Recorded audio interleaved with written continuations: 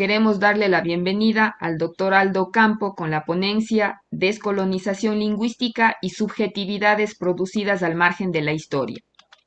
Aldo Campo es chileno, 1987, es teórico de la educación inclusiva, orienta su trabajo a la comprensión de la interseccionalidad, la justicia educativa, la educación antirracista, las teorías postcoloniales, los estudios visuales, la filosofía de la diferencia y las metodologías emergentes de investigación.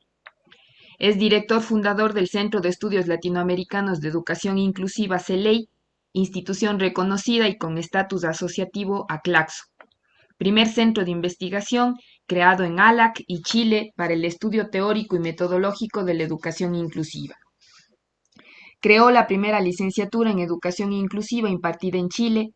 Se formó como profesor de educación general básica, es licenciado en educación, posttitulado en psicopedagogía e inclusión por la Universidad Católica de Chile. Es magíster en educación, mención currículo y evaluación. Es máster en política educativa, máster en lingüística aplicada por la Universidad de Jaén, España, máster en integración de personas con discapacidad por la Universidad de Salamanca, España, y doctor en ciencias de la educación, aprobado sobresaliente por unanimidad, mención cum laude por la Universidad de Granada, España. Posee además un postdoctorado en educación con textos contemporáneos y demandas populares por el Instituto de Educación de la Universidad Federal Rural de Río de Janeiro, Brasil. Es autor de 6 libros, capítulos de libros y actas científicas, así como de más de 200 artículos entre el periodo 2009 a 2019. Ha impartido más de 200 artículos entre el periodo, ha impartido más de 120 conferencias, conferencias magistrales y clases magistrales en casi todo Iberoamérica, por invitación gracias a sus escritos y publicaciones. En julio del 2017 y en el 2019 le fue otorgado el reconocimiento de Ciudadano Ilustre por el Distrito de Riobamba, Ecuador, por su trabajo sobre epistemología de la educación inclusiva, y así también por el municipio de Tambo, ciudad de Huancayo, en Perú. En el 2018, la Red Iberoamericana de Pedagogía REDIPE le otorgó el Premio Iberoamericano a la investigación por la creación de la epistemología de la educación inclusiva, entregado en Ecuador. Además, cuenta con el reconocimiento del Congreso de Perú por su aporte a la educación y a la cultura. Así que te damos la bienvenida, Aldo, y te escuchamos con tu ponencia.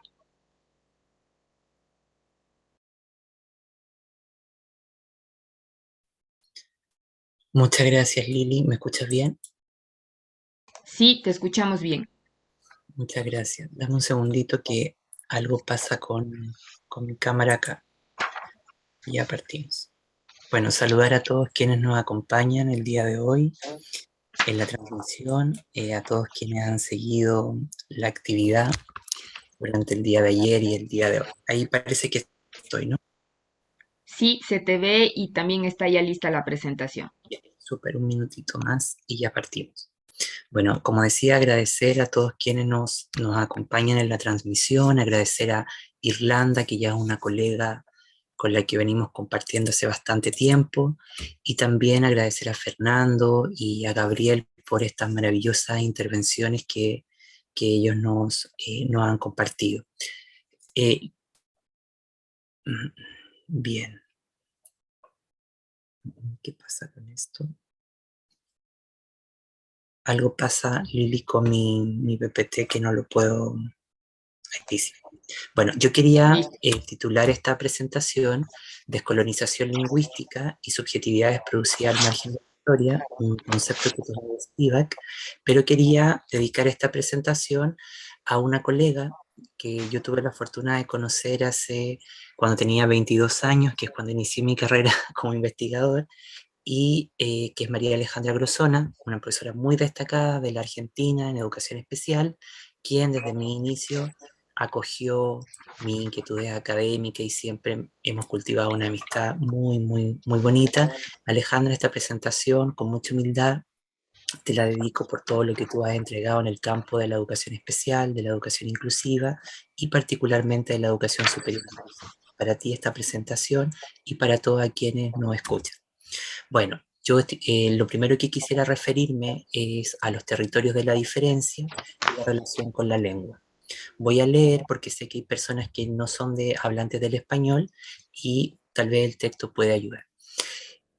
Una de las cuestiones que yo he identificado en torno a la naturaleza ontológica que habita en la educación inclusiva está relacionada con la multiplicidad.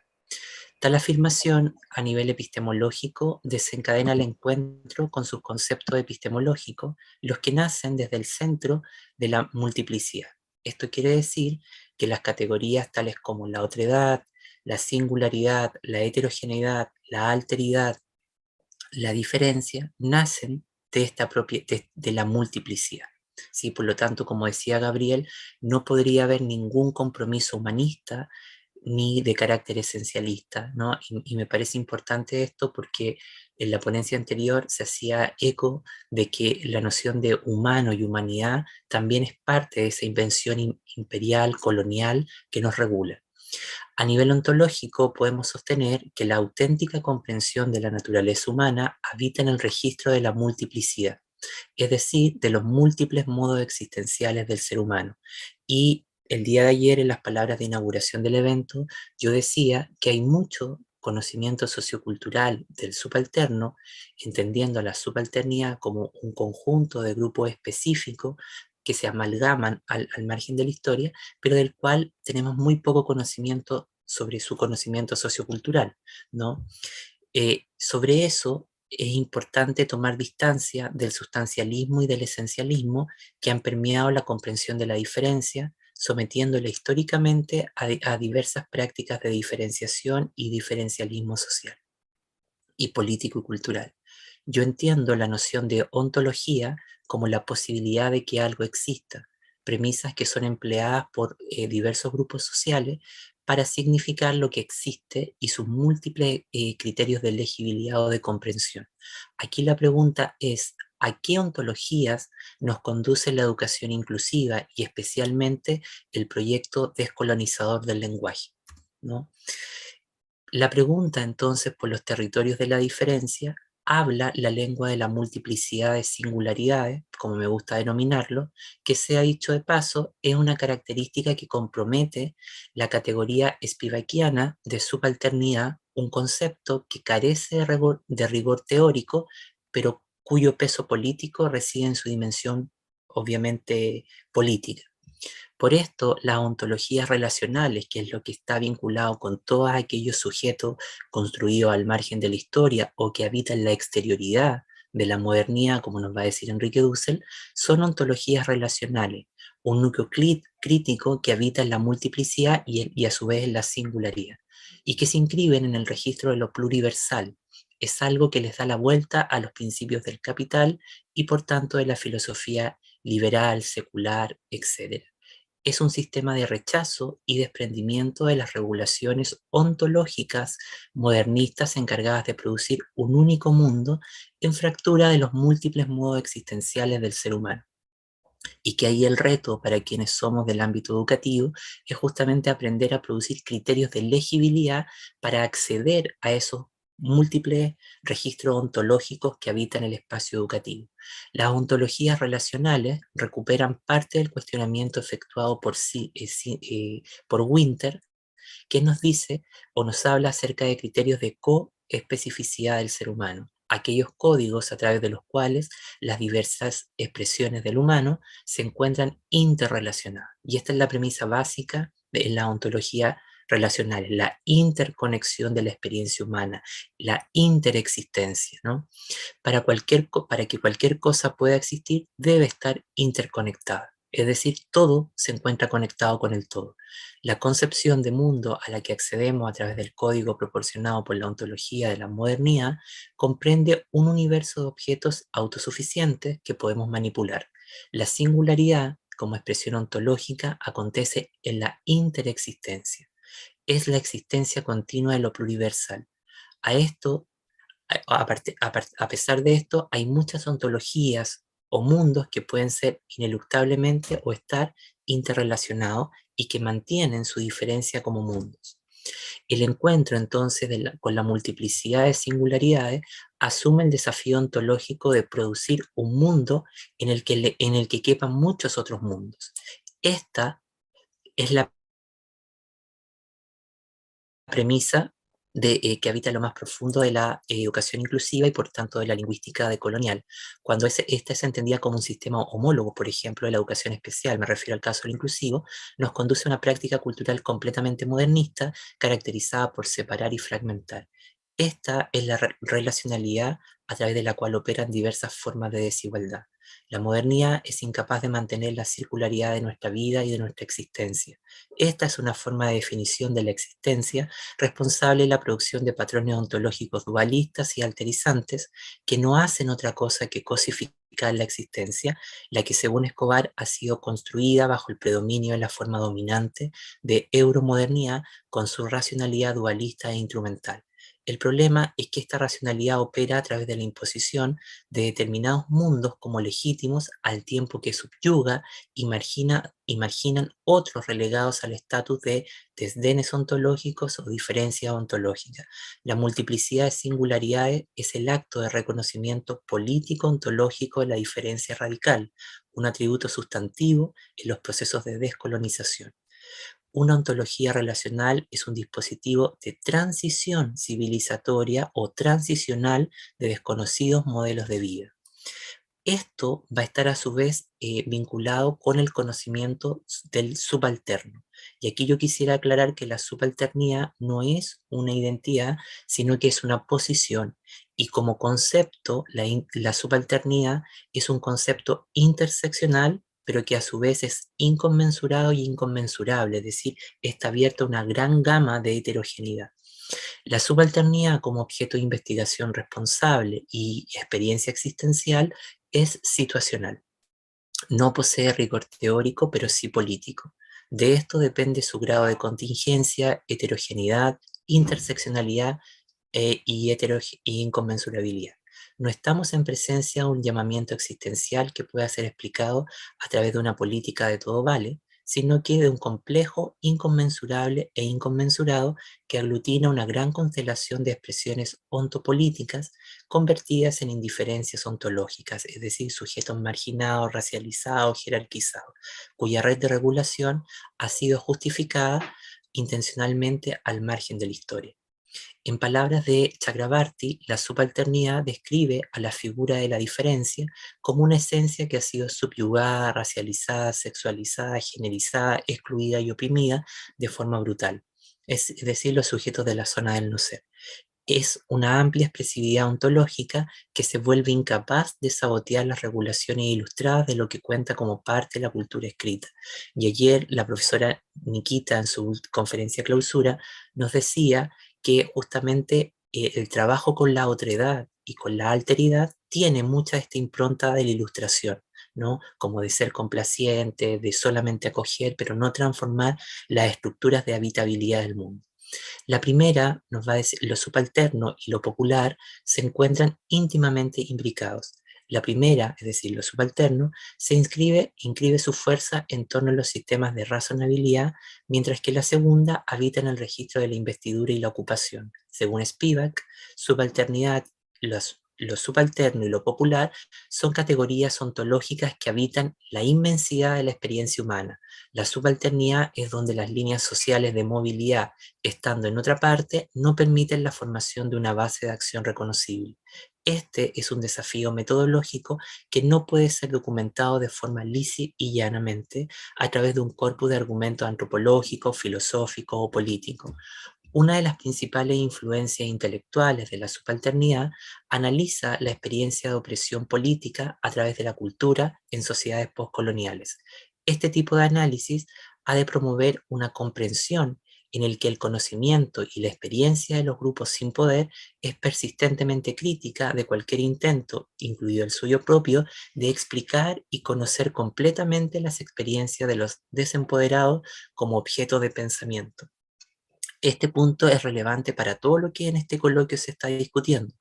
El subalterno se construye en cierta medida a través de la cultura dominante en la escolarización, produciendo un efecto artificial en cuanto a sus reglas de inteligibilidad ontológica y culturales. Nos enfrentamos así a la reproducción de una grilla de signos que les obligan a habitar una cierta opacidad en cuanto a sus reales agenciamientos existenciales. Parte de la recomposición de los engranajes de configuración de la cultura escrita justamente y de los procesos de inmersión lectoescriturales reproducen parte de este atrapamiento, ¿no? Entonces, por ello podríamos sostener además que la subalternidad en términos de la inmersión lectoliteraria es una crítica a los modos dominantes de producción de la lengua, es incluir otras luchas y formas de liberación. En esta dirección cabría destacar que gran parte de los marcos metodológicos sancionados por la lingüística aplicada resultan demasiado rígidos y reproducen parte de esta relación imperial, colonial o neocolonial. Perpetuar tal lógica de análisis corre el peligro de objetivar lo subalterno y por lo tanto controlarlo a través del conocimiento, incluso cuando restauran versiones de causalidad y autodeterminación para él. Más bien nos anima a considerar cómo la agencia del cambio está ubicada en los insurgentes o en los subalternos. Tal cambio de perspectiva también requiere un cambio paralelo en la metodología que informa esta perspectiva. De lo contrario, puede incurrir en la construcción de un diseño metodológico que se proponga restaurar la presencia de los subalternos, eh, más bien termina tomando prestadas herramientas de ese discurso, pero que solo sirven para duplicar el primer sometimiento que efectúan en los dominios de la teoría crítica. Aquí el llamamiento está justamente a revisar los mecanismos de comprensión que nosotros tenemos acerca de los grupos que supuestamente han sido racializados y reconociendo que mucho de la concepción del humano y de la humanidad obedece a una construcción cultural y política que le permitió al colonialismo y al imperialismo poder funcionar. Y para bajar esto se ocupó la institución social de la escuela y también de la alfabetización y la escritura. Un proceso de alfabetización descolonial no imputa exclusivamente un sistema de representación ontológica fundada en la indigeneidad, ni mucho menos se convierte en una política filantrópica, es decir, la descolonización del lenguaje trasciende estos objetivos, si bien parte desde ahí, va mucho más allá. Más bien trabaja para superar un modo de conocimiento particularista sin negar cómo las múltiples figuras de la subalternidad producidas por la modernidad operan en términos de categorías de subyugación político-cultural, pero también constituyen desconocidas expresiones de resistencia.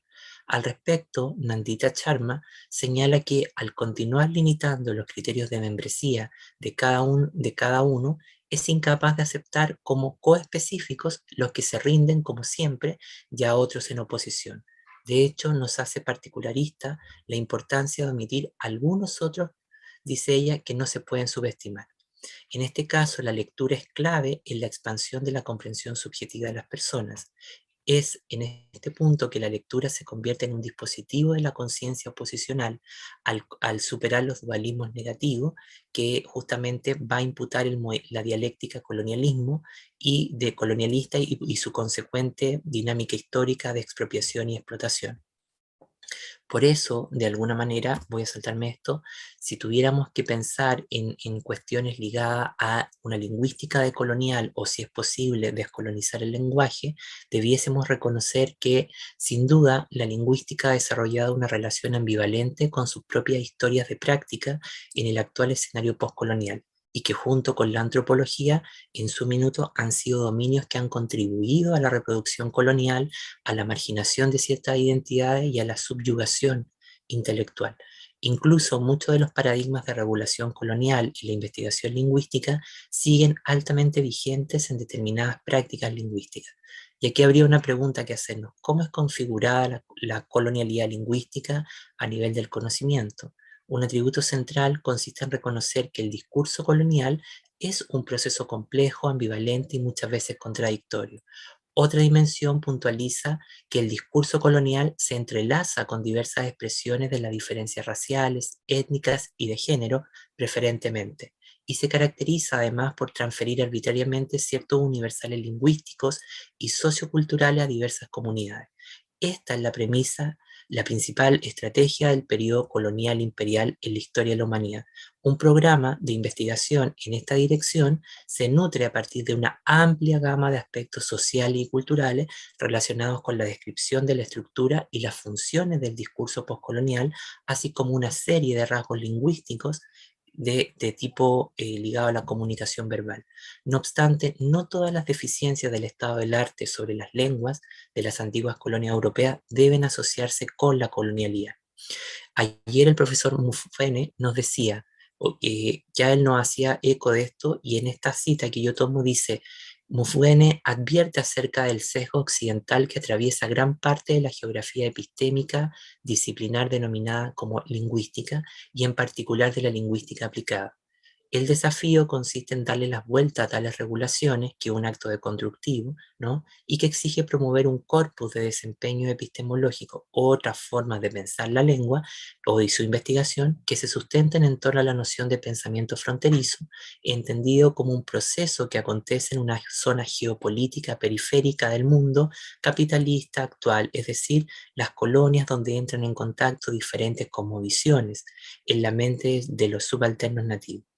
Para el erudito congolés residente en Estados Unidos, la lingüística descolonial tiene como objetivo eliminar parte del sesgo que sustentan los marcos de análisis de las lenguas y sus comportamientos lingüísticos y existenciales, derivados preferentemente en la zona multiposicional llamada surglobal.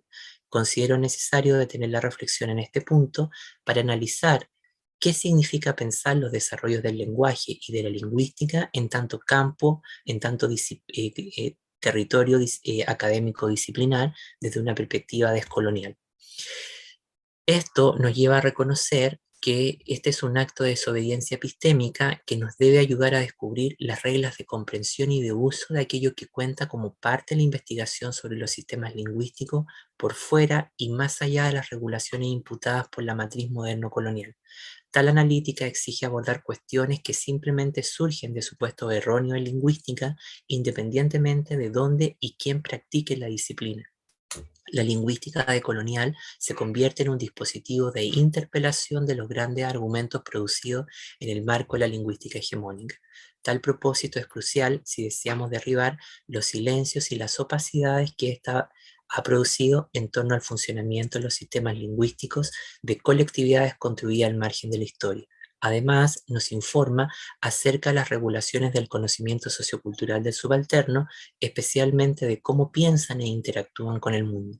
Coincidiendo con Mufwene, una tensionalidad crítica ligada a la lingüística colonial refleja un descuido eurocéntrico de tipo de heterogeneidad etnolingüística que la colonización europea ha producido en los centros urbanos de las colonias, enraizadas en el discurso colonial. De hecho, todo comenzó con la privación de los derechos criollos de familias genéticas y de sus lexificadores desde finales del siglo XIX. Se han caracterizado como lenguas mixtas basándose en el supuesto uniparental de la especiación lingüística, o como lenguas bastardas en el supuesto de que han evolucionado de forma antinatural o excepcional.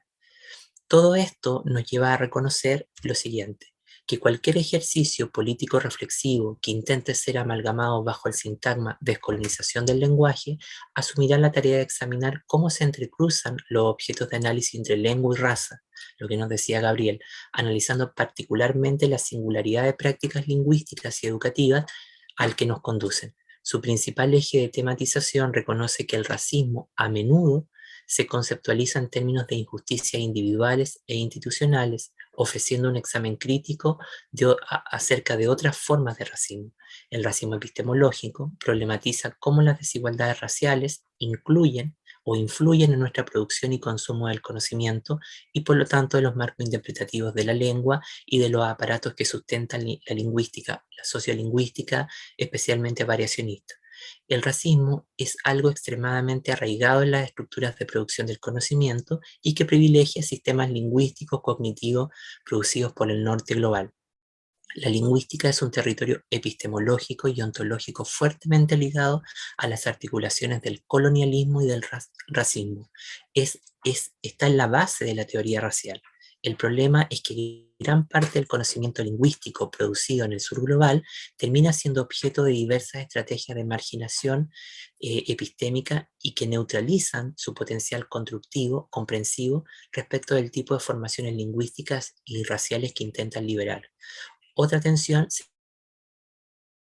Koch y Makoni explican en torno al énfasis del proyecto lingüístico colonial y su rama con la lingüística aplicada, reconocen que estos produjeron una visión del lenguaje que tenía poco que ver con la forma en que la gente entendía el lenguaje localmente y los hábitos de pensamiento que de ellos se desprendían. Por ello, construir una orientación hacia el lenguaje y la lingüística aplicada está en la intersección de la decolonialidad y las perspectivas indígenas del idioma como punto de partida, pero no se limita exclusivamente a esto, ¿no? El interés en las epistemologías del sur y la ontología indígena está ocurriendo al mismo tiempo que un giro decolonial marcado por un cambio masivo en la producción del conocimiento, comparable con los giros lingüísticos y pragmáticos que hemos presenciado a lo largo de bastantes movimientos críticos, ¿no? Y que esto va a tocar a muchas de las disciplinas llamadas las humanidades y especialmente dentro de